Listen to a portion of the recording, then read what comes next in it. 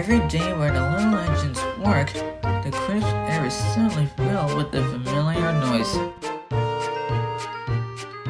The lakes and mountains have many visitors, and Harold the helicopter flies the sky, making sure that no one's in trouble.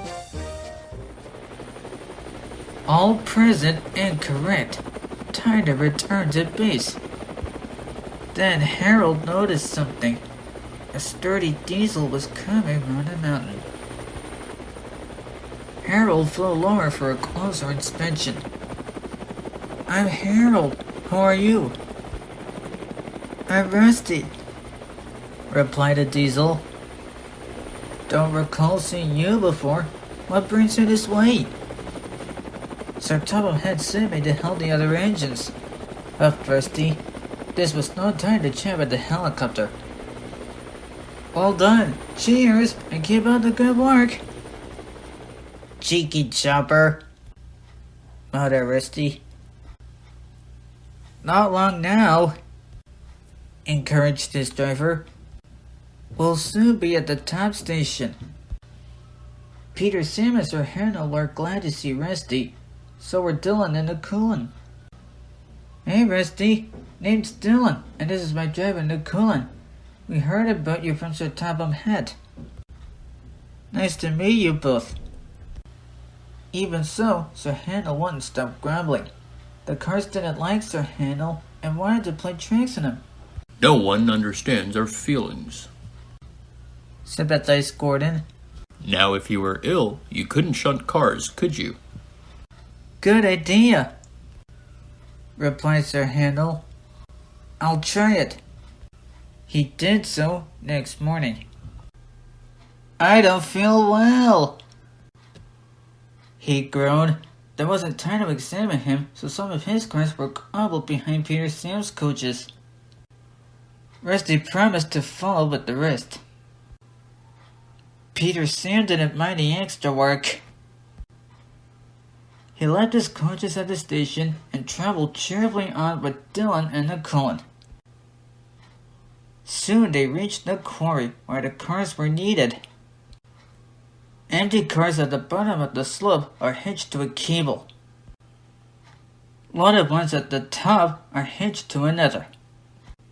By their weight, loaded cars run down the steep slope, pulling the empty ones up.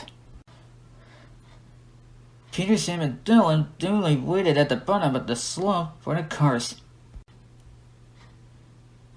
They never bumped cars unless they misbehave.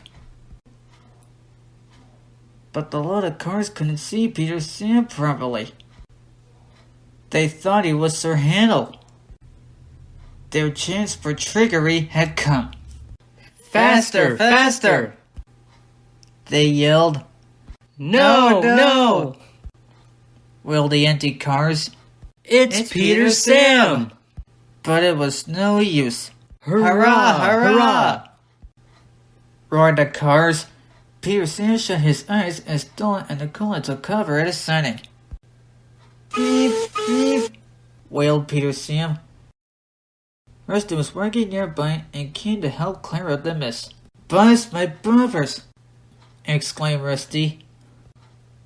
"Never mind, Peter Sam. We'll get you out." "Thank goodness you came here, Rusty." "That makes two of us." Peter Sam felt battered. His funnel was cracked and his boiler dented. "Thank you, Rusty." He sighed and limped sadly home. "I'm sorry about your accident," said Sir Handel. "I always stand well back. Cars don't like me." "Why didn't you warn me?" "I didn't think." You never do. You can start thinking now while you're doing Peter Sam's work as well as your own. That'll teach you to pretend you are ill. Sir Handel did start thinking about Gordon. When the wreckage was cleared away, Rusty set off along the line. "Splendid to see you again," whizzed Harold. "I'm completing my evening's lookabout." "Well done! Cheers, and keep up the good work!" And the little diesel back home.